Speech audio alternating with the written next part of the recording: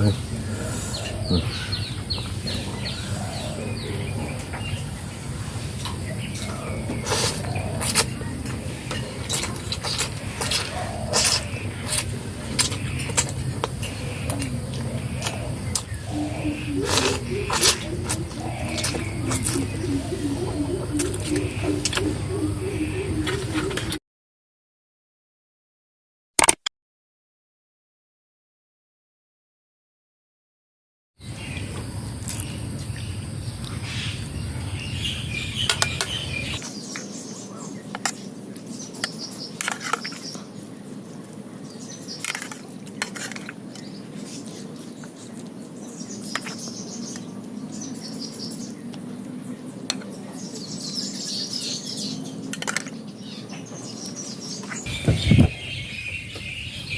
ก็สบายดีพี่น้องเนาะวันนี้มาพบกับช่องกระป๋องแนลเก่าพี่น้องวันนี้บ่มีอย่างไรเนาะกินคือเก่าพี่น้องมาข้าวปุ้นพี่น้องสาวโบราณเห็ดน้ำไฟฟ้าแบบเต็มจานเลยพี่น้องเมืองให้เบิ่งไกลๆเด้อนี่ของกลับเขาก็นี่สาระแหน่พี่น้องผักเสริมเนาะนี่ก็อากาศพี่น้องแล้วก็มีมักโทนำแน่เนาะบ่าวหลายพี่น้องมากินน้ำกันตอนเช้าเลยพี่น้องเต็มที่เลยวันนี้เนาะอยากตั้งแต่โดนพี่น้องสาวบ่ไรกินคนเดียวพี่น้องมันบ่ออกกองน้ำ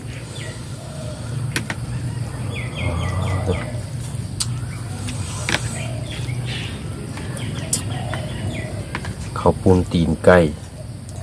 ใส่มีเต๋อน้ำแล้วก็ลูกชิ้นน้ำพี่น้องสีมือสาวโบราณเฮ็ดเองสุดยอดความแซ่บชิมเมืองน้ำมันก็พี่น้อง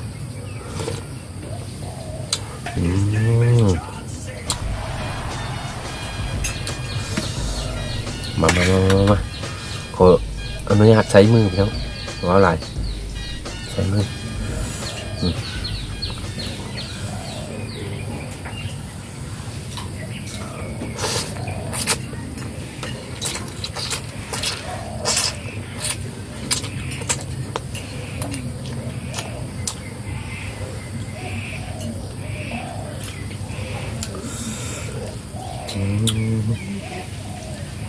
แซ่บไปดิ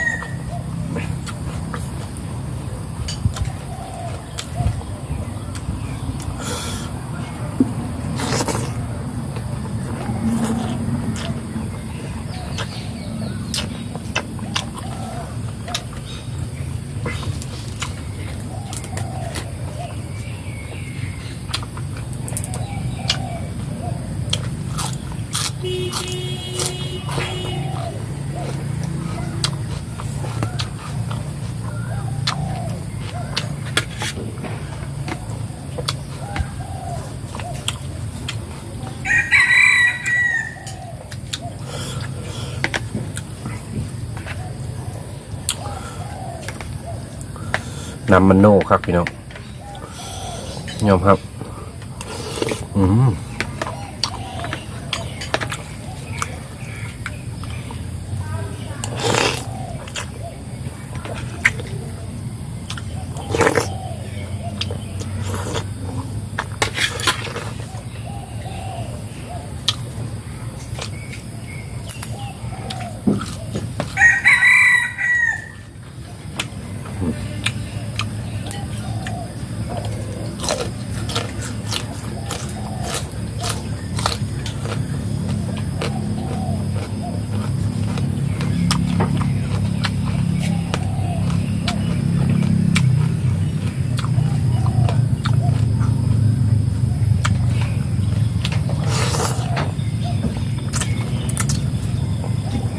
บ่ต้องเน้นน้ำนะพี่น้อง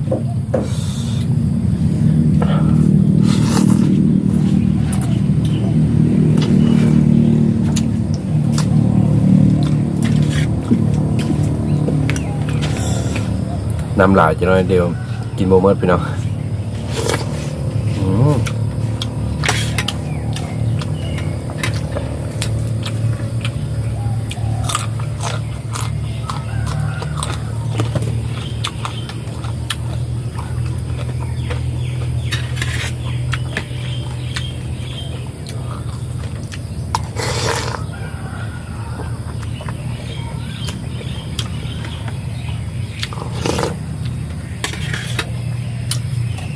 เติมน้ำก่อนจะนะเดี๋ยว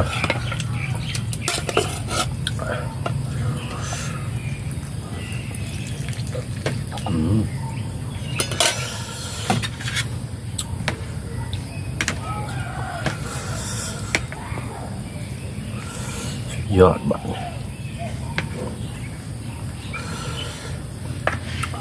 อันนี้เป็นเต๋อไก่พี่น้อง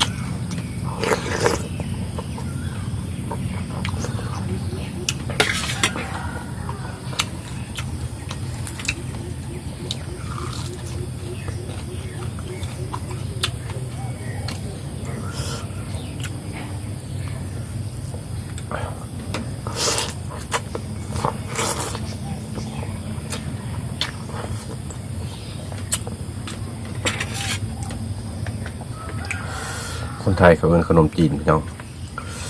คนลาวข้าวปุ้นเนาะ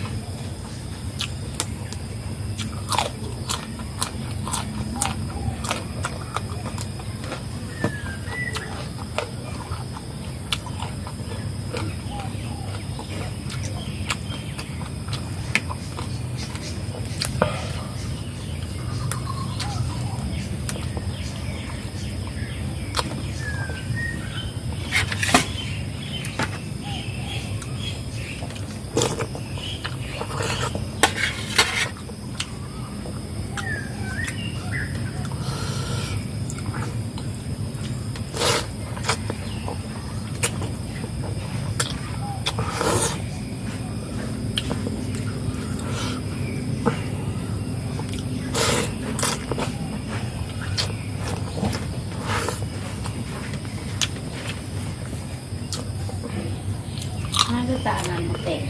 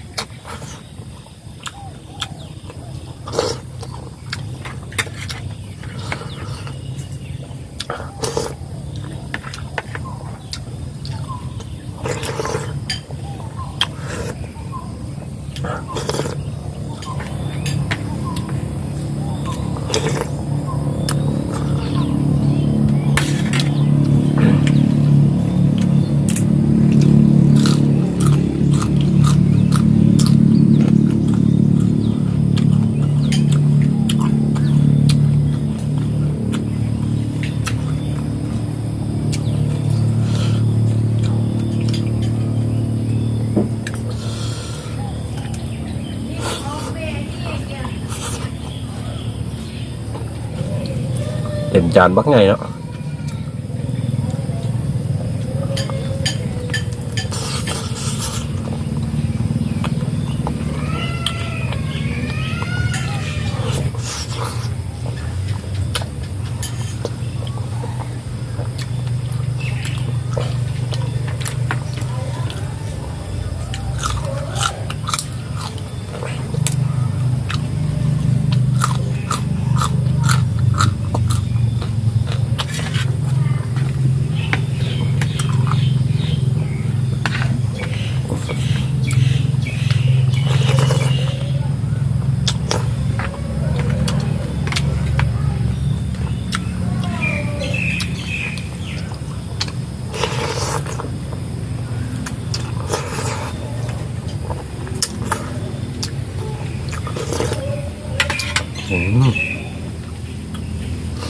แซ่บไปเนาะ